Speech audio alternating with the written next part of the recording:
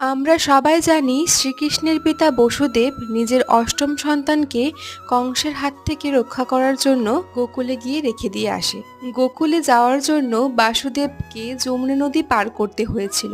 সেদিন ভারী বৃষ্টি হওয়ার কারণে যমুনা নদী উথাল পাথাল হচ্ছিল। তখন বাসুকী নাগ এসে স্বয়ং শ্রীকৃষ্ণকে রক্ষা করে বৃষ্টির হাত থেকে। হঠাৎ করে চোখের সামনে এই দৃশ্যটা ভেসে ওঠে। তাই আর দেরি না করে সফট ক্লের সাহায্যে তোমাদেরকে এই দৃশ্য দেখানোর চেষ্টা করছি। সবার প্রথমে ব্রাউন, হোয়াইট এবং ভায়োলেট এই তিনটি কালার মিশিয়ে আমি একটি স্কিন কালারের ডো তৈরি করে নেব বসুদেবজিকে তৈরি করার জন্য। বসুদেবজি তৈরি হওয়ার পর আমি বানাবো একটি ঝুড়ি শ্রীকৃষ্ণকে রাখার জন্য। ঝুড়ি বানানো খুব সহজ।